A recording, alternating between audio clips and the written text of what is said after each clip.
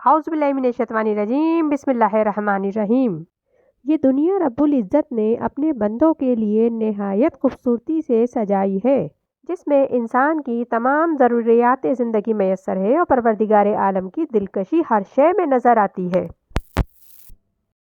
انسان کے دل و دماغ کا سکون قرآن مجید فرقان حمید میں موجود ہے، کیونکہ اس کی ہر آیت انسان کے زندگی کے ہر پہلو پر روشنی ڈالتی ہے، جس کی روشنی میں وہ دنیا بھی حاصل کر سکتا ہے اور آخرت بھی، بس حاصل کرنے والا ہونا چاہیے۔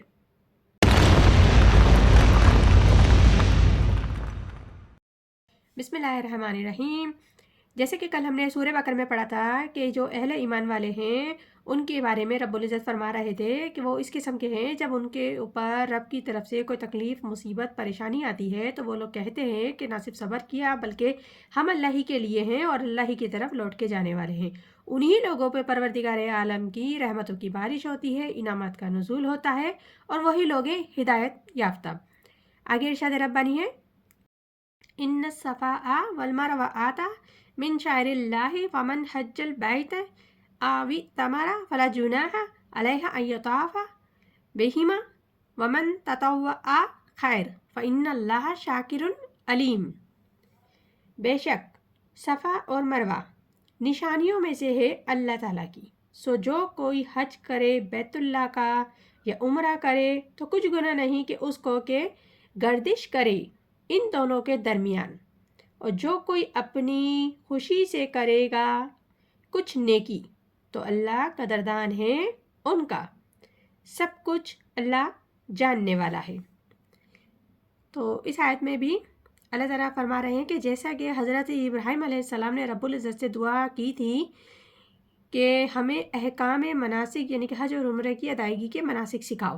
حج اور عمرے میں بیت اللہ کو مقصد بنا کر اس کی اہمیت کا واضح کیا۔ بعض لوگوں کے ذہن میں یہ بھی سوال پیدا ہوا کہ حج اور عمرے کے درمیان یہ صفا مروہ بھی ہے تو اس کی کیا اہمیت ہے، حقیقت ہے؟ تو یہ معلوم ہونا چاہیے، کیونکہ صفا و مروہ دو پہاڑیاں ہیں۔ حج اور عمرے میں کعبے کا طواف کر کے ان دونوں کے درمیان دوڑتے ہیں، جس کو سعی کہتے ہیں۔ تو اللہ تعالیٰ ان کے بارے میں فرماتے ہیں صفا اور مروہ اللہ کی نشانیوں میں سے ایک نشانی ہے۔ یہاں نشانیوں سے مراد وہ چیز ہے کہ جن کے ساتھ کوئی اہم واقعہ یا واقعات جڑے ہوئے ہوں۔ اللہ تعالیٰ کی نشانیوں سے ہے کہ مطلب جیسے اللہ تعالیٰ کی نشانیاں کہا گیا ہے تو اس کا مطلب ہے کہ پیغمبروں، اولیاء اکرام، صحابہ اکرام کے حالات و واقعات کا کوئی ذہنی سلسلہ جڑا ہوا ہو اس معاملے سے، گویا کہ وہ شعور دلانے والا اور یاد دلانے والا ہوتے ہیں اور اللہ تعالیٰ کی طرف سے ذہن کو لے جانے والے ہوتے ہیں، یعنی کہ اللہ تعالیٰ کی طرف ذہن کو لے جانے والے ہوتے ہیں۔ تو اللہ تعالیٰ فرماتے ہیں جو کوئی بھی ہمارے گھر کا حج کرے یا عمرے کرے تو بیت اللہ کا تو کوئی حرج نہیں اس پر کہ وہ صفا و مروہ کا بھی طواف کرے، یعنی کہ 7 چکر لگائے اس کے درمیان۔ جو شخص جان بوجھ کر نیک کام کرتا ہے تو جان لو اللہ بڑا قدردان ہے ایسے لوگوں کا۔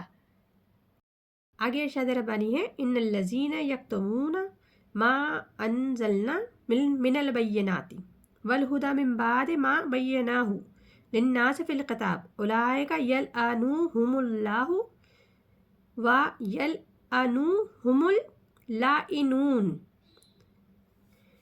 بے شک جو لوگ چھپاتے ہیں جو ہم نے اتارے مضامین صاف اور ہدایت کرنے والے بعد اس کے کہ ہم ان کو کھول چکے ہیں لوگوں کے واسطے کتاب میں، تو ان پر لعنت کرتا ہے اللہ اور لعنت کرتے ہیں ان پر لعنت کرنے والے۔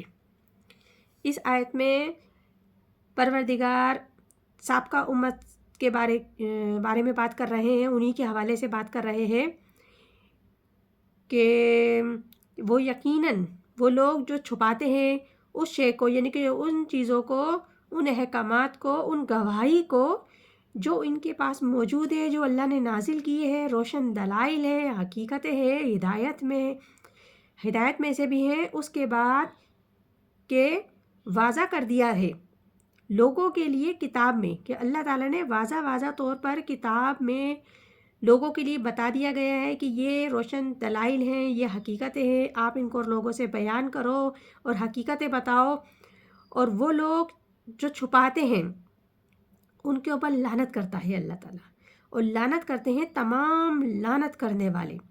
یعنی کہ علم بہت بڑی امانت ہے، اور اس علم کو چھپانا کتنا بڑا گناہ ہے، کیونکہ اللہ کی طرف سے کوئی گواہی کسی کے پاس موجود ہو اور وہ اسے چھپا لے تو اس سے بڑا ظالم کون ہوگا. اب انہی کی وضاحت ہو رہی ہے اس آیت میں کہ کیسی وضاحتیں توریت میں، انجیل میں کھلی شہادتیں موجود ہیں، اور وہ جانتے ہیں یہ سب اللہ ہی کی طرف سے ہے. اور اللہ قرآن کے بارے میں اور آخری پیغمبر کے بارے میں اور دین اسلام کے بارے میں توریت میں، انجیل میں کھول کے وضاحتیں بیان کر چکا ہے. اور لیکن یہ لوگ جو یہود علماء ہیں اسے جو چھپا رہے ہیں، اسے چھپا کر بیٹھے ہیں اور چھپائے ہوئے گھوم رہے ہیں، تو یہ بہت بڑا ظلم کر رہے ہیں اپنے ساتھ. کیونکہ اللہ تعالیٰ نے تو ایک دن حساب لینا ہی ہے، کیونکہ یہ اللہ تعالیٰ کی گواہی کو چھپا رہے ہیں. یہ سورہ بقرہ کا ابھی ہم نے 2 صورتوں کا ترجمہ، تفسیر و خلاصہ بیان کیا. انشاءاللہ تعالیٰ مزید بھی ہم آگے کرتے رہیں گے. پروردگار عالم ہم سب کو قرآن پاک صحیح طریقے سے پڑھنے، سمجھنے اور عمل کرنے کی توفیق عطا فرمائے، کیونکہ رب العزت اہل ایمان والوں سے بھی مخاطب ہیں، نبی پاک صلی اللہ علیہ وسلم کے دور میں سے بھی مخاطب ہیں. اور تمام احکامات جب بھی آ رہے تھے کہ آپ ایسے بولو ایمان والوں کو، اس طریقے سے بولو، اب یہ عمل کرو، اب وہ عمل کرو. اور پروردگار سابقہ امت کے قصے بھی ساتھ بیان کرتے جا رہے ہیں، اور پھر ان کا انجام بھی بتاتے جا رہے ہیں. تو ہمیں بھی ان سے سبق لینا چاہیے. اگر ہم اس ڈگر پر ہیں، اس موڑ پہ کھڑے ہوئے ہیں، تو ہمیں اپنی اصلاح کرنی چاہیے، قرآن پاک سے ہدایت لینی چاہیے، تاکہ ہم ان جیسے نہ بنیں اور ان کی صفوں سے نکل کر اور اہل ایمان کی صف میں شامل ہو جائیں.